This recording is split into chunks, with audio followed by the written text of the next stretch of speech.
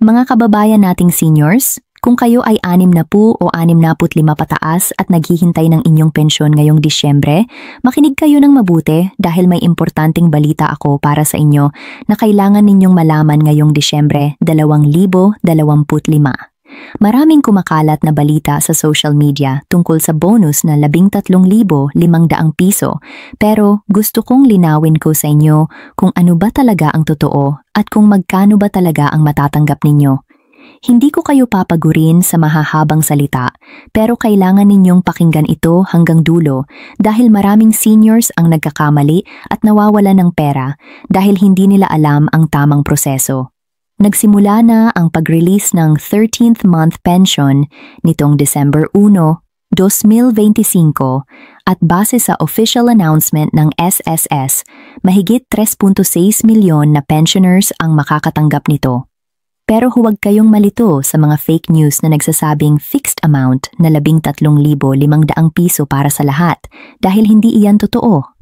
Ang ika-13 buwang pensyon ay katumbas ng inyong regular na buwanang pensyon, ibig sabihin kung 5,000 piso ang binibigay sa inyo bawat buwan, 5,000 piso din ang magiging ika-13 buwan ninyo. Kung 8,000 piso naman ang monthly pension ninyo, 8,000 piso din ang 13th month. Kaya depende talaga ito sa laki ng inyong regular na pensyon. Maraming seniors ang naghihintay at umaasa na may fixed na malaking bonus. Pero ang totoo, ang ika-13 buwang pensyon na ito ay nag-e-exist na simula pa noong 1988. Ito ay yearly benefit na automatic na binibigay ng SSS at GSIS tuwing Disyembre para tulungan kayo sa extra gastos ng Pasko. Ngayon, para maintindihan ninyo ng husto, let me explain kung sino ba talaga ang qualified makatanggap nito at kung paano ninyo makukuha ang pera na ito ng tama.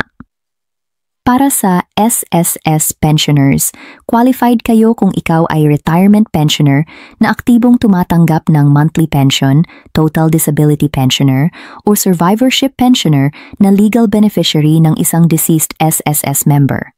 Ang maganda dito, walang kailangang i-apply o fill-upan na form para sa ika-13 buwang pensyon na ito dahil automatic itong ibibigay sa inyo through the same channel kung saan kayo tumatanggap ng inyong regular monthly pension. Kung through bank account kayo, doon din ide-deposit. Kung through PisoNet participating banks kayo, nag-start na ang release noong November 29 para sa first batch at December 4 para sa second batch. Pero kung kayo naman ay nasa non-PesoNet participating banks o tumatanggap through check, mas matagal ng konti ang proseso pero pina-expedite na ng SSS ang paghahatid through Philippine Postal Corporation. Ang mahalaga dito, siguraduhin ninyo na updated ang inyong bank details sa SSS records ninyo dahil ito ang pinaka-common na reason kung bakit delayed or hindi nakakatanggap ang iba. Maraming seniors ang hindi nag-update ng kanilang information tapos magtataka kung bakit wala silang natatanggap. Kaya kung matagal na kayong hindi nag-check ng inyong details sa My SSS portal, gawin ninyo na ngayon. Para naman sa GSIS pensioners, same principle din ang 13th month pension ninyo. Ang laki nito ay katumbas din ng inyong regular monthly pension. Usually, mas mataas ang GSIS pension compared sa SSS dahil based ito sa government salary grades at mas matagal na years of service. So kung halimbawa 12,000 piso ang inyong regular GSIS pension, 12,000 piso din ang magiging 13th month ninyo. Ang GSIS naman ay nag-release usually during the first week of December at ang payout ay through eCard Plus or UMID cards ninyo. Ang maganda sa GSIS, may tendency sila na mag-release ng mas maaga ng konti, minsan late November pa, pero officially ang target date nila ay early December. Pero tandaan ninyo, hindi ito separate bonus na 13,500 piso na kumakalat sa mga Facebook groups at text messages. Iyong mga nagsasabing fixed amount na ganyan, most likely scam iyan or misinformation. Kaya ingat kayo sa mga taong magte-text or magme-message sa inyo na humihingi ng personal information o OTP codes, lalo na iyong nagsasabing may additional bonus daw kayong makukuha, pero kailangan daw magbigay ng bank details o magbayad ng processing fee. Walang processing fee ang SSS at GSIS para sa 13th month pension dahil automatic yan. Ang totoo lang na kailangan ninyong bayaran ay kung may utang kayo sa SSS loans kasi bago i-release ang pension ninyo, babawasan muna iyon ng monthly amortization ng loan ninyo pero wala nang ibang babayaran pa. Ngayon, hindi lang 13th month pension ang dapat ninyong bantayan ngayong 2025. May isa pang importante na dapat ninyong malaman at ito ay ang SSS Pension Increase Program na nagsimula na noong Setyembre 2025. Ito ay 3 taong pension reform program na gradual na magpapataas ng monthly pension ng lahat ng types of pensioners. Hindi ito one-time big bonus tulad ng kumakalat sa balita, kundi step-by-step increase sa inyong regular monthly pension over the next 3 years from 2025 to 2027. Ang ibig sabihin, kung dating 5,000 piso ang pension ninyo, makikita ninyo na tumaas na ito ng konti starting October 2025 credit ninyo at patuloy pang tataas every year hanggang 2027. Ang adjustment na ito ay automatic din, meaning hindi ninyo kailangan mag-apply. Kung active ang inyong pension account at updated ang bank details ninyo, makikita ninyo na lang sa statement ninyo na tumaas na ang amount. Pero kung may hold o suspension sa account ninyo, kailangan ninyong ayusin iyon muna sa SSS branch para makuha ninyo ang increase. Common reasons ng suspension ay hindi pag-submit ng Annual Confirmation of Pensioners o ACOP, lalo na para sa mga pensioners na 80 taong gulang at pataas. Kaya kung senior na kayo at nahihirapan na pumunta sa SSS office, may bagong guidelines na ngayon kung saan pwede na kayong mag-submit through alternative means. Pwede na ring mag-home visit ang SSS personnel para sa inyo kung talagang hindi na kayo makagalaw. Pero before kayo mag-expect ng malaking halaga, kailangan ninyong maintindihan ang breakdown ng inyong pensyon. Maraming factors ang nagde-determine ng final amount na matatanggap ninyo. Una, ang average monthly salary credit ninyo nung kayo ay employed pa, meaning kung mas mataas ang sweldo ninyo noon at mas maraming contributions ang na-remit ninyo, mas mataas din ang pensyon ninyo ngayon. Pangalawa, ang total number of credited years of service o contributions na naisubmit ninyo sa SSS o GSIS. Ang minimum na requirement para sa SSS retirement pension ay 120 monthly contributions, pero syempre kung mas marami ang contributions ninyo, mas malaki rin ang pension. Pangatlo, may additional 1,000 piso monthly benefit na ang lahat ng SSS retirement pensioners since January 2017, kaya dapat kasama yan sa computation ninyo. Pang-apat, kung meron kayong dependent children na qualified, may additional 10% ng inyong monthly pension o 200 at 50 piso per child, whichever is higher, up to maximum of 5 children. Kaya kung may anak pa kayong below 21 years old or permanently disabled kahit over 21 na, kailangan ninyo i-declare yan para makakuha ng dependence pension. Maraming seniors ang hindi alam ito kaya nawawalan sila ng additional income na entitled naman sila. Ang isa pang importante na dapat ninyong malaman ay ang tax implications ng inyong pension. Based sa train law na implemented na, ang 13th month pension ninyo ay non-taxable provided na ang total ng lahat ng 13th month benefits at bonuses na natatanggap ninyo sa buong taon ay hindi lumalampas sa 70,000 piso. Para sa karamihan ng SSS at GSIS pensioners, lalo na sa average na pension amounts, hindi kayo aabot sa threshold na iyan kaya tax-free ang 13th month pension ninyo. Pero kung kasama kayo sa higher pension brackets o may ibang income sources pa, kailangan ninyo i-consider ito sa tax computation ninyo. Ang regular monthly pension naman ninyo ay generally exempt from income tax din dahil considered as social security benefit. Pero kung may professional fee income pa kayo or business income, separate ang tax treatment nun. Kaya maganda rin na mag-consult kayo sa accountant o sa tax specialist kung may mga ganyang additional income sources kayo para hindi kayo magkaroon ng problema sa BIR in the future. Ngayon, marami din sa inyo ang nagtatanong kung paano i-maximize ang pension income ninyo, lalo na kung feel ninyo na hindi sapat ang natatanggap ninyo bawat buwan. Una, siguraduhin ninyong naka-avail kayo ng lahat ng benefits na entitled kayo. Bukod sa pension at 13th month, may PhilHealth coverage din ang SSS retirees. Ibig sabihin, may medical benefits kayo na pwedeng gamitin para sa hospital bills. Pero kailangan ninyo i-check kung updated ang PhilHealth status ninyo at kung paano mag-file ng claims. Pangalawa, kung may qualified dependents kayo, siguruhing nakadeclare na sila para makuha ang dependents pension. Pangatlo, consider din ninyong mag-explore ng SSS loans kung kailangan ninyo ng additional funds. May salary loan at calamity loan programs ang SSS para sa pensioners. At ngayong 2025, nag-announce na ang SSS na babaan nila ang interest rate ng loan programs from 10% to 7% para mas affordable. Ang calamity loan lalo na useful kung nasalanta kayo ng bagyo o iba pang disaster tulad ng recent super typhoon na tumama sa maraming lugar. May mga pensioners na nag-take advantage nito para sa repairs ng bahay o para sa emergency expenses. Pero tandaan ninyo, ang loans ay utang pa rin na kailangan ninyong bayaran, kaya mag-borrow lang kayo kung talagang kailangan at siguruhing kaya ninyong bayaran ng monthly amortization. Ang babayaran ninyo ay automatic, nababawasan na lang sa monthly pension ninyo, kaya bago kayo mag-loan, i-compute ninyo muna kung magkano ang maiiwan sa inyo after deduction. Huwag kayong mag-loan ng sobra-sobra na wala na kayong matitira para sa daily expenses ninyo. Pang-apat, kung meron kayong SSS Pension Booster account, pwede kayong mag-withdraw doon if needed. Ito ay voluntary savings program na nag-aalok ng higher investment returns. Pero again, kailangan ninyong pag-isipan kung kailan ang best time para mag-withdraw based sa inyong needs. Panglima, maraming local government units ay nag-aalok din ng additional benefits para sa senior citizens tulad ng additional allowance, discounts, o assistance programs. Mag-inquire kayo sa barangay o city hall ninyo kung may ganyan kayong pwedeng ma-avail.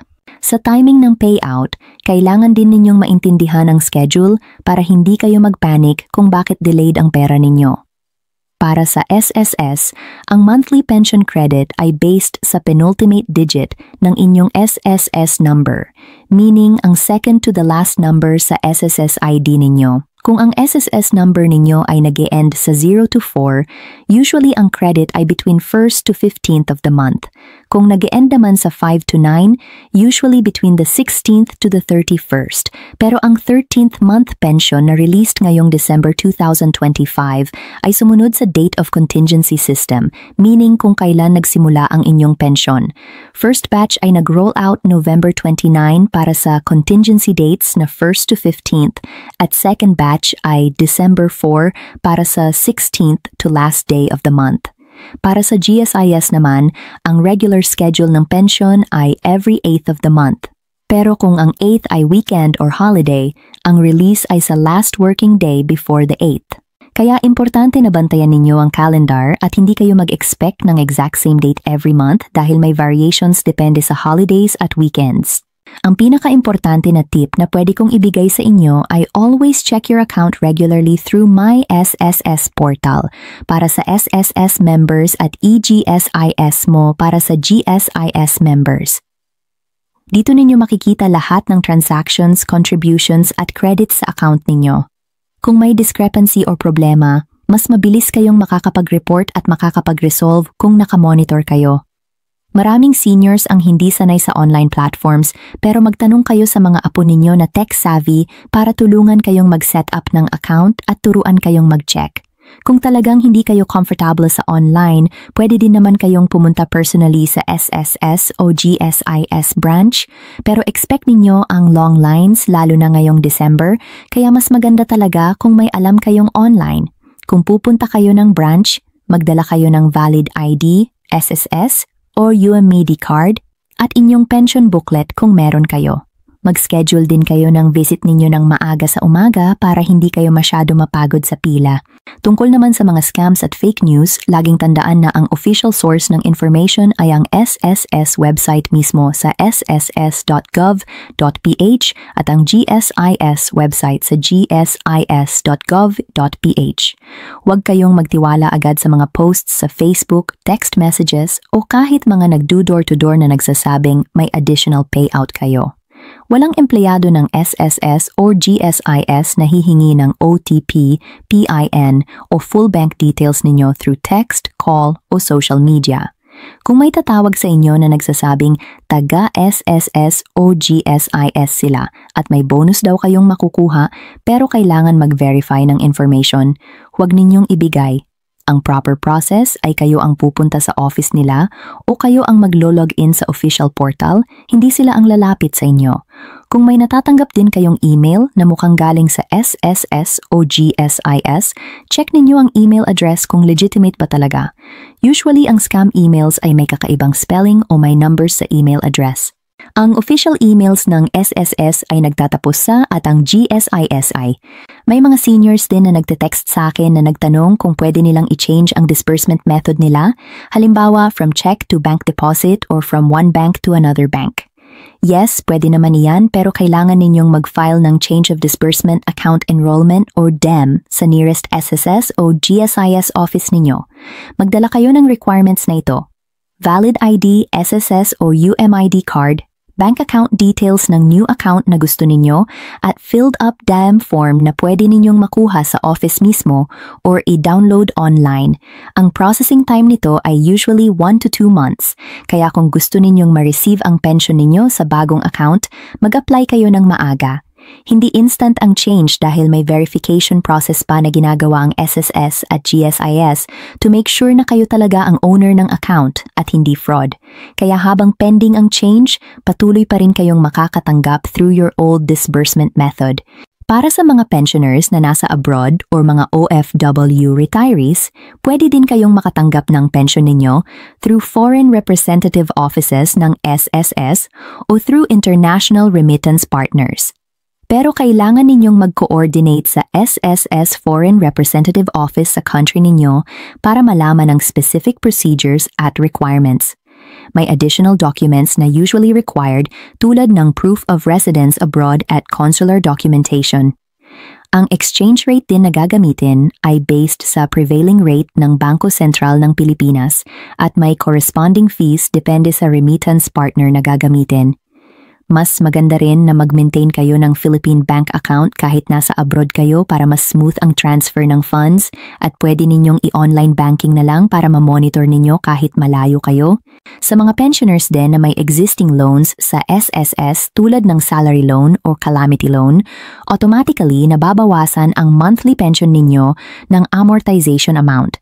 Kaya kung mag-expect kayo ng 7,000 piso na pensyon pero may 1,500 piso monthly amortization kayo, ang actual na matatanggap ninyo ay 5,500 piso lang. Ang ika-13 buwang pensyon ninyo ay babawasan din ng remaining balance ng loan ninyo kung hindi pa fully paid. So bago kayo mag-loan, i-consider ninyo ang impact nito sa take-home pension ninyo. Pero on the bright side, at least may option kayong mag-loan kung may emergency needs kayo at hindi ninyo kailangan pang pumunta sa mga loan sharks na napakalaki ng interest. Ang SSS at GSIS loans ay mas regulated at mas fair ang terms compared sa mga pribadong lenders. Tungkol sa pension increase na sinabi ko kanina, maraming pensioners ang nagte-text na nag-aalala kung baka may bawas sa ibang benefits nila dahil sa increase. Let me clarify, ang pension increase na ipinatutupad ngayong 2,025 hanggang 2027 ay hindi naman separate from your regular pension, ibig sabihin, hindi kayo magkakaroon ng separate payment para dito. Ang mangyayari ay ang monthly pension amount ninyo mismo ay tataas, period. Walang bawasan sa ibang benefits ninyo. Ang 13th month pension ninyo ay base pa rin sa total monthly pension ninyo including the increase, so kung tumaas ang regular pension ninyo, tataas din automatically ang 13th month ninyo. Walang clawback or hidden charges na kailangan ninyong bayaran para sa increase na yan. Ang only concern lang na possible ay kung ang increase ay magpupush sa inyo above certain income thresholds na may tax implications.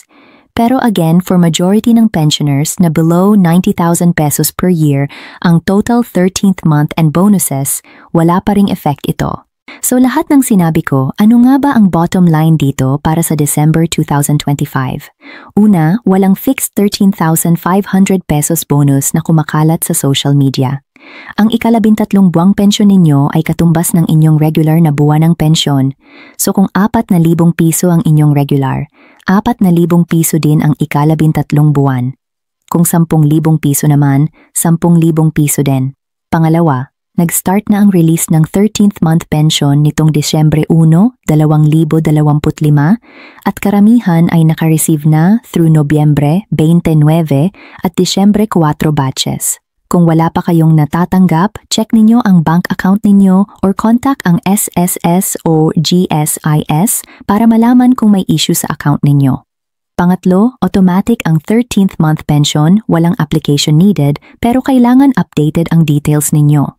Pang-apat, mag-ingat sa scams at fake news, always verify sa official sources. Pang-lima, take advantage din ng iba pang benefits na entitled kayo tulad ng PhilHealth, dependents pension, at loan programs.